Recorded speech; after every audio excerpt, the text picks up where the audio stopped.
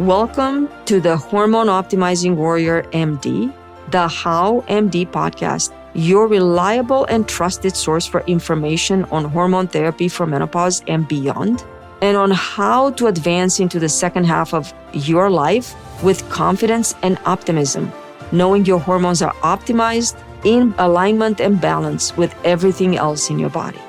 Whether it is hormone therapy, peptide therapy, laser therapy, or some other new technology applicable to maintaining our vitality, mental and physical strength, you will hear all about it in this podcast. And you will also hear how to implement the facts and information presented so that you can take action and optimize your hormones and optimize your body. Welcome back to another episode of the Hormone Optimizing Warrior MD. Today, I would like to continue the discussion on the topic of cardiovascular surveillance and why that is important as a woman ages, and some specifics around women who also use hormone therapy and might be interested in using hormone therapy and asking the question, is this going to help me age better? Is hormone therapy going to help my risk of heart disease? Now, let's talk about the most important factor that I touched on in the last episode when we screened for heart disease. Obviously, the lipid profile. I talked about it last week. It was all about lipid particle size, inflammation markers, and I talked about the 6 steps of the plaque formation. Last year, I did a whole podcast about cholesterol. I think it was a series of podcasts, as a matter of fact. I do not want to revisit what I talked about in last year's episode, but I would like to remind you that cholesterol is a life-giving molecule without which your ovaries will not be able to make sex hormones, or your adrenal will not be able to make cortisol or any of the stress hormones like epinephrine, norepinephrine. I'd like to remind you that cholesterol is essential for the formation of aldosterone, which keeps your sodium, potassium balance and blood pressure. And without all of these hormones, estrogen, testosterone, progesterone, cortisol, epinephrine, norepinephrine, and aldosterone, life will not be possible. I'd like to remind you that cholesterol is important for vitamin D production. Without it, you wouldn't have vitamin D. Vitamin D is always hugely deficient in all of us, not only because we spend most of our lives indoors, but also because a very large segment of the population, probably males more than females, but females are catching up, is on cholesterol-lowering medications without being told to supplement for vitamin D. I'd also like to remind you that you cannot have a healthy, normally functioning brain and central or peripheral nervous system without cholesterol. Cholesterol is important for the production of the protective sheath around all the nerve cells. And this protective sheath is made out of something called myelin, and you can't have myelin without cholesterol. I'd also like to remind you that cholesterol is important for the production of your bile acids, which you need to digest and process your food. Last but not least, I'd like for you to know and remind you real quick that without cholesterol, the membranes around each cell in your body will not function properly. Cholesterol maintains membrane fluidity and integrity, and without good, healthy cholesterol produced by your liver, the quality of the cellular membranes all throughout your body, including the signaling and transport of molecules from outside inside the cell and from inside the cell back out, would not be adequate for a normal life. So before we get started talking about lipid profile and how your total cholesterol needs to be under a certain number and how you need to bring that number down most of the time with medication, because that's quick and it works really well, you need to know how important your cholesterol is. Because every time you intentionally lower your cholesterol to avoid heart disease, and here's the kicker, sometimes there's no evidence of heart disease, you intentionally disrupt all the processes and functions in your body that depend on a certain level of cholesterol. And too many people agree to cholesterol-lowering drugs without asking, hey, doc, how do I know that my cholesterol has caused plaque? People don't even ask, do I already have plaque? coming back to cholesterol, I'll talk more about that test for plaque in next week's episode. I do believe Big Pharma should have a huge disclaimer handed out to every physician who is being pitched the cholesterol-lowering medication. You know, when someone is trying to sell you something and at the bottom there's a super tiny fine print of all the bad things that could happen because you want to use that product? Well, Big Pharma is indeed mandated and obligated to reveal negative consequences of using cholesterol-lowering medication.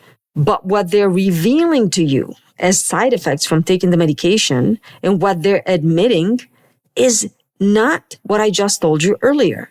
What they admit to is, yes, there's a risk of muscle pain and muscle weakness, including the possibility of joint pain. There's a risk of liver damage. There's a risk of type 2 diabetes, and there is a risk of cognitive decline. But the truth is, no one who is selling you a cholesterol-lowering medication or advising you to take one will discuss in detail the consequences of interfering with all the essential functions of your body I just told you about. The production of essential hormones, the optimal levels that these hormones need to have in your body for you to feel good, the impact on vitamin D, the impact on your digestion, the impact on the structure of all your cellular membranes, or the impact it will have on the protective sheath of myelin existent on all your nerves, and the impact on your brain's abilities. The problem is no one will tell you about the dangers of lowering your cholesterol too much. When it comes to cholesterol, you're simply being told the lower the better.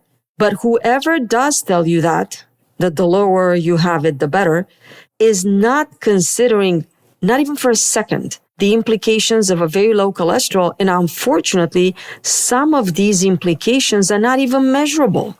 Were immediately apparent, and sometimes not even for years or decades, other than this pervasive sense of something's wrong, fatigue, aches and pains that you ignore, or you're told to ignore, because they're considered normal and just part of the aging process.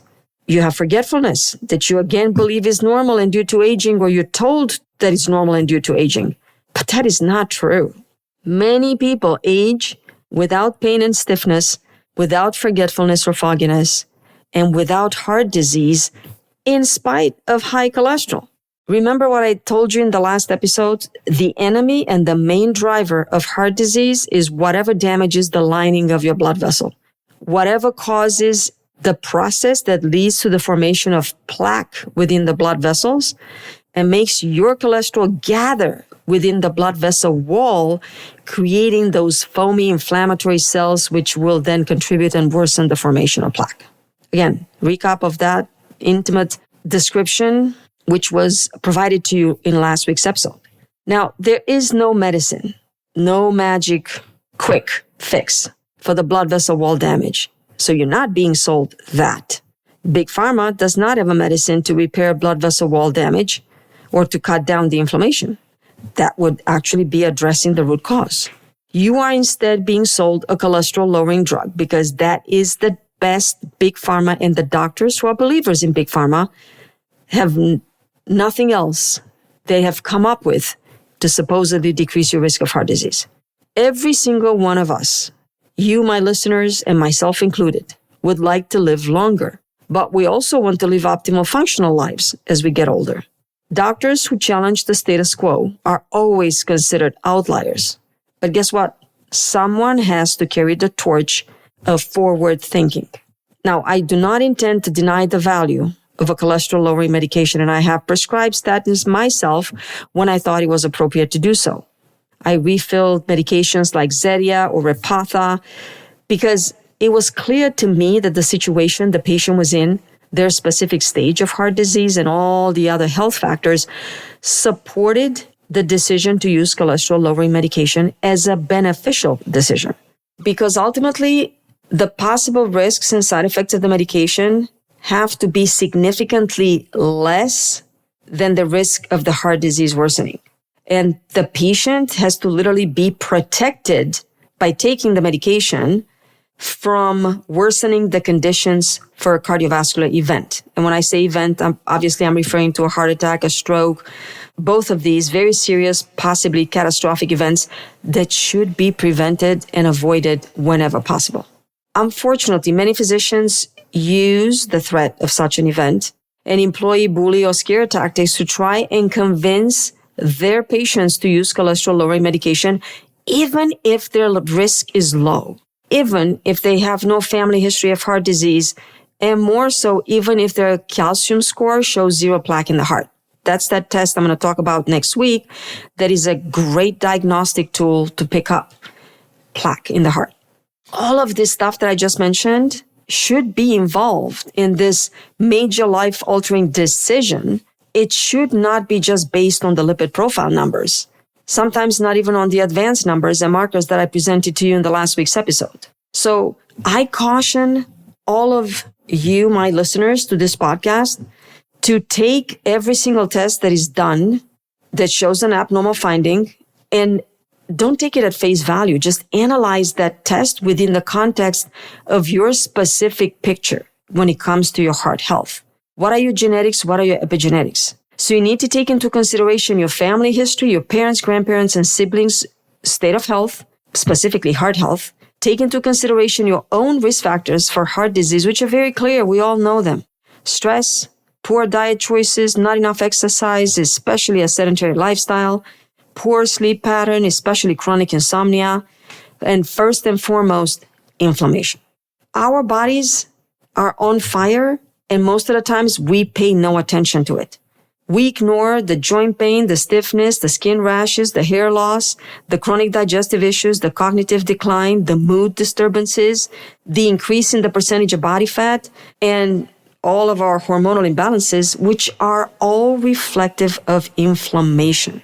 Inflammation is the most destructive factor leading to the formation of plaque, also known as atherosclerosis, our fancy medical term for heart disease and vascular disease.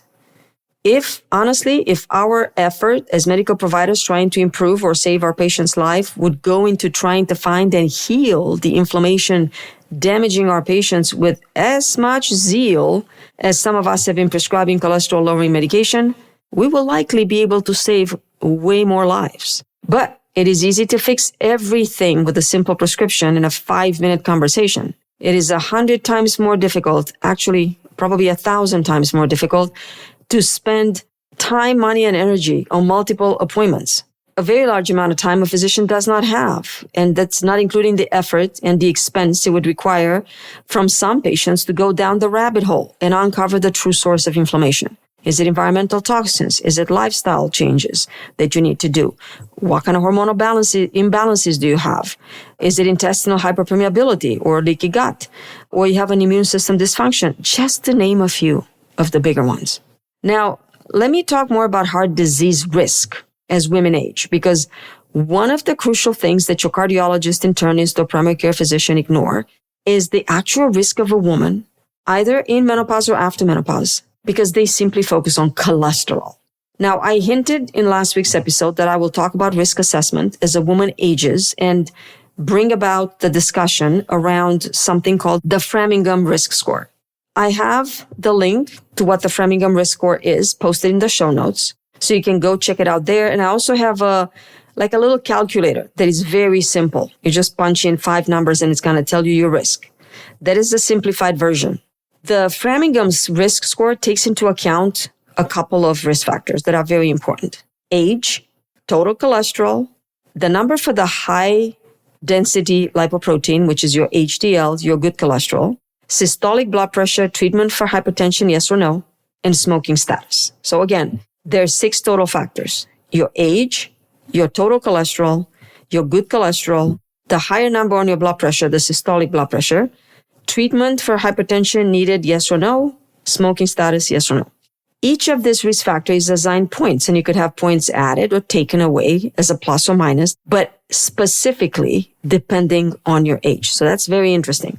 Let's take your age. For example, if you are 50 to 54, you get 6 points. And the number of points could be as high as 16 if you are 75 to 79. By the way, this is only between 20 and 79 for a risk calculation. But if you're 20 to 34, you get -7 to add to your final score. Obviously, the lower the score, the better, the longer you live, right? Let's take your total cholesterol. If your total cholesterol is under 240 at the age of over 70, you get only 1 point. But if your cholesterol is under 200, 160 to 199 at the age of 20 to 39, you get 4 points. So if you have high cholesterol that young, obviously you get more points. Not good to get more points, right? If your cholesterol is over 280 at under 40, you get 13 points. But the same cholesterol over 280 at 70 to 79 only gets you 2 points. So what should you take away from this? Age matters. We'll get into that a little bit. Just a couple more examples. You get -1 point if your HDL is over 60. Hello, you overachievers. This is something you can strive for. HDL is always raised best by, you guessed right, exercise. Now, if you're a smoker under 40, you get 9 points, but you get less points as you get older just by smoking, and non-smokers get 0 points. So the Framingham score, it's also adjusted for gender. The scores are a little different between males and females. And you can calculate your own score at the first link posted in the show notes. I used that link and I calculated my score as a 59-year-old woman, non-smoking. My total cholesterol is 220. My good cholesterol is 76. My systolic blood pressure is 120. I obviously don't take any medication for it. And it turns out I have a 1.1% risk of a heart attack in the next 10 years. Then I used it to calculate my husband's risk. And he's a 62-year-old male, non-smoking, with the cholesterol of 180, no meds, and good cholesterol of 65 with a systolic blood pressure of 140 with blood pressure medication. Now, his risk is 8.3% of heart attack in the next 10 years. Higher than mine. Blood pressure is a bad thing. He needs to retire. His job is too stressful. Now, if you use the second link, it will take you to a different calculator, the American College of Cardiology calculator tool, which actually asks more questions. And you can input different data and play with it to see how your risk percentages change. Let me tell you what was interesting for me. Even though I was asked to input my BMI, and I put in my BMI numbers, and I played with it to see how my risk changes, I was extremely surprised to see that it did not change my risk for cardiovascular health. I actually changed my BMI to 21, which honestly I have not had since I was in my 30s. The only variable that mattered was my age. It did not matter that I got my cholesterol under 160, that I kept the BMI of 21. These are two big parameters I could definitely work on to improve, right? Eat healthy, exercise more, lose weight, have a good cholesterol, look good, right? It did not matter. As soon as I changed my age from 59 to 79, my risk would go up from 1.9% to 9.3%. Obviously, none of these calculators take into account biological age. And I don't know, obviously the Framingham risk score, it's a very old risk assessment. It's been around since the 80s, I believe. And I don't know how many of you are aware of the difference between chronological age and biological age. Well, in case you have not heard of this, your chronological age is the exact age you have. My case, 59. The biological age is more about how fast your cells, tissues, and organs are aging, reflecting your true health status. Now, obviously, our biological age is very fluid, changeable, and strongly influenced by lifestyle, genetics, and our environment. So there are some fun sites I found. You can input some information about these factors that need to be taken into consideration to assess biological age and find out some very interesting information. I found this biological age calculator online asking a lot of questions. And after I entered all the data in all the requested fields, it actually gave me the typical life expectancy for a Caucasian woman, for me, right, as being 82.3 years. But my life expectancy, after I answered all the questions, was 107.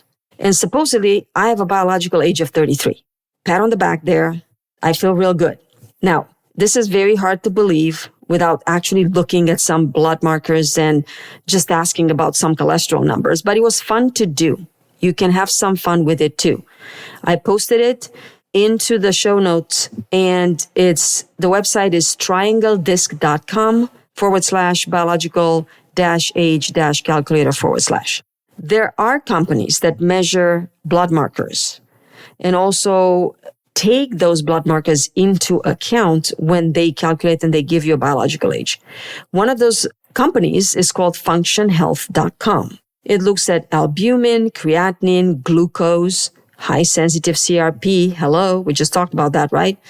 White blood cell count, lymphocyte percentage, mean corpuscular volume, red cell distribution width, and alkaline phosphatase.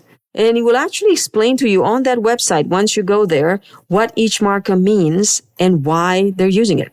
Now, they do have an app, and I believe you get 2 comprehensive blood tests a year with their membership.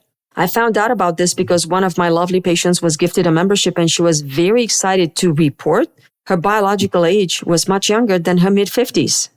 So she was super excited. Again, their link for the website is on the show notes, is functionhealth.com. And there's a / there to go to the article on how to measure or reverse your biological age. So why did I decide to go into all this detail around the heart risk scoring and assessment? And I didn't just close it as, hey guys, cholesterol, let's focus on cholesterol, and then that's it. Because you deserve the big picture. You deserve to know the truth and the real risk, not just a simple number that drives a major life-changing decision. And obviously, when I say a simple number, I mean your cholesterol. And when I say major life-changing decision, I refer to using cholesterol-lowering medication, a statin or something else. What I'd like to acknowledge, and I'd like for you to consider, is that after menopause, due to the loss of estrogen, a woman's body will suffer changes like stiffening of the arterial vessels, and this will lead to heart disease and vascular disease. And the loss of estrogen will also cause an increase in LDL, which is the bad cholesterol. This has been explained. It's common knowledge. So remember how I told you I played with all those numbers, and no matter how high my cholesterol would get and how low my BMI would get or how low I got my cholesterol, the risk would not matter. It would just be the age that determined my chance of dying from a heart attack. So if the root cause of heart disease in older women is actually aging, why wouldn't biological age matter? And what if I told you today that menopause will accelerate your biological aging and that estrogen therapy after menopause could slow down your biological aging? You might think I'm crazy, but I'm not. This is something already researched and looked into. Check out the study I posted in the show notes, and this study was published in JAMA Network entitled Hormone Therapy and Biological Aging in Postmenopausal Women. You can read it. I'm nearing my time with you this week, but I'm going to read you the conclusion. In this study, postmenopausal women with historical hormone therapy use were biologically younger than those not receiving hormone therapy. The biological aging discrepancy mediated the association between hormone therapy and decreased mortality. Hello, we get to live longer if we use hormones. Promoting hormone therapy in postmenopausal women could be important for healthy aging. And this study was done on, I believe, 117,000 women. So I'm going to say, boom, this is a mic drop moment, people. Estrogen matters, and we need to admit that women are not given the full picture, and that estrogen could not only keep them younger biologically, but probably save many from a heart attack. Remember, 1 ounce of prevention is worth a pound of cure. That's one of my favorite phrases. When it comes to heart attacks, you should take to heart the words of Dr. Mark Hyman, which really stayed with me. He posted this beautiful post around Christmas of 2025. He said something about the heart attack at 50 begin at 20. So think about that for a second. Consider the possibility that timely estrogen therapy around menopause and staying on it and being consistent with it could prevent your heart attack in your 70s. More on that and other things heart-related, like the valuable diagnostic test that is rarely used to determine whether women have heart disease or not, in next week's episode. I will end here today. Thank you for the time and energy you spent listening to my podcast. If this episode or another have caught your attention and delivered valuable information you have not heard anywhere else, and if you feel I have succeeded in my mission to provide the how to stay healthy and age beautifully, please leave me a review. Your opinion matters to me, and any suggestion to improve the podcast will help make it better for you and for others. You can send my staff a message directly by sending an email to receptionist@herahealthcare.info. I look forward to recording my next episode and being in your ear again.